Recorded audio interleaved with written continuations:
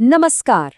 सोचिए, अगर किसी की आंखों के सामने कोई बड़ा क्राइम हो रहा हो, तो क्या एक आम इंसान उसे पकड़ सकता है लीगली?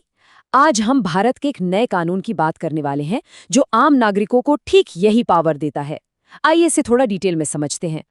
तो सीधा सवाल यही है, मान लीजिए कोई सड़क पर चल रहा है और कुछ गलत होते हुए देखता है, तो क्या उसके पास लीगली उस इंसान को रोकने का कोई अधिकार है? ये एक बहुत ही जरूरी सवाल है ना? और इस सवाल का जवाब है हाँ। ये पावर मिलती है एक नए कानून से, जिसका नाम है भारतीय नागरिक सुरक्षा संहिता 2023। ये कानून एक पूरा फ्रेमवर्क देता है कि कब और कैसे एक आम नागरिक को ये असाधारण शक्ति मिलती है। लेकिन एक मिनट, ऐसा नहीं है कि ये कोई सुपर हीरो वाली अनलिमिटेड पावर है। बिल्कुल नहीं। कानून ने इसके लिए बहुत ही स्ट्रिक्ट कंडीशंस रखी हैं। तो चलिए देखते हैं कि वो कौन सी सिचुएशंस हैं जिनमें कोई एक्शन ले सकता है। देखिए, कानून सिर्फ दो ही सूरतों में इसकी इजाजत देता है। पहली, जब कोई किसी की आंखों के ठीक सामने एक सीरियस मतलब नॉन बेलेबल और कॉग्निजेबल ऑफेंस करे, और दूसरी, जब वो इंसान कानून की नज़र में एक प्रोक्लेम्ड ऑफेंडर हो। अच्छा, तो ये कॉग्निजेबल और नॉन बेलेबल ऑफेंस आखिर हैं क्या? देखिए, आसान भाषा में समझें तो कॉग्निजेबल ऑफेंस वो होते हैं जो बहुत सीरियस होते हैं, जैसे मर्डर, चोरी, जिनमें पुलिस को अरेस्ट करने के लिए वारंट की जरूरत नहीं होती। और नॉन बेलेबल का मतलब हुआ कि जमानत मिलना कोई अधिकार नहीं है, वो कोर्ट तय करती है। और हाँ, कानून के इस एक हिस्से पर जरूर ध्यान दीजिए, उसकी उपस्थिति में। ये सबसे सबसे जरूरी शर्त है। इसका सीधा मतलब है कि वो अपराध आंखों के सामने होता हुआ दिखना चाहिए। सुनी सुनाई बातों पर या सिर्फ शक के आधार पर बिल्कुल नहीं। ठीक है, तो मान लेते हैं कि किसी ने कानून के हिसाब से किसी को पकड़ लिया। Now what? अब आगे क्या होगा? यहीं से एक और बहुत जरूरी नियम सामने आता है, जिसमें टाइम और प्रोसेस दोनों ही क्रूशल है।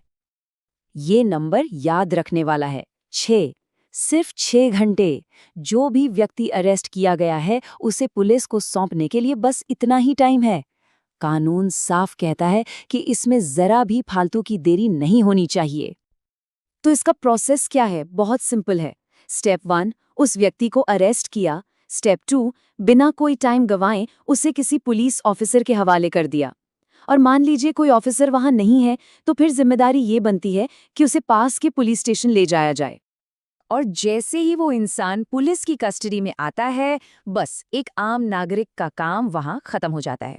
उसके बाद सारी जिम्मेदारी, सारी कार्यवाही, सब कुछ पुलिस के हाथ में होता है। तो सवाल ये है कि पुलिस के आने के बाद क्या होता है? पुलिस उस सिचुएशन को कैसे देखेगी और उनके पास क्या-क्या ऑप्शंस होते हैं? तो देखिए, पुलिस के असेसमेंट के हिसाब से 3 चीजें हो सकती हैं।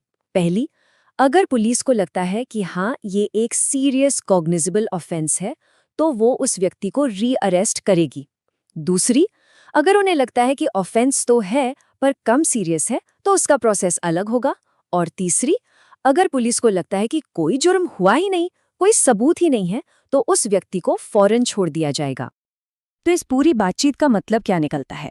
मतलब ये है कि ये जो नई पावर मिली है, ये अपने साथ एक बहुत बड़ी रिस्पॉन्सिबिलिटी भी लेकर आती है। ये कोई ऐसा अधिकार नहीं है जिसे हल्के में लिया जा सके, बिल्कुल भी नहीं। तो चलिए, जो की टेकअवेज हैं उन्हें फटाफट से दोहरा लेते हैं।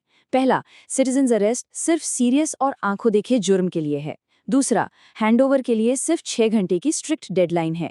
तीसरा, आखिरी फैसला हमेशा पुलिस का ही होगा। और सबसे जरूरी बात, इस पावर का जरा सा भी गलत इस्तेमाल किसी को भी बड़ी कानूनी मुसीबत में डाल सकता है। तो आखिर में एक सवाल हमारे सामने आकर खड़ा होता है। ये कानून नागरिकों को एम्पावर तो करता है, लेकिन एक सोसाइटी के तौर पर हम ये कैसे इंश्योर करेंगे कि इसका इस्तेमाल हमेशा समझदारी और जिम्मेदारी के साथ हो? ये एक ऐसा सवाल है जिस पर हम सबको सोचना होगा।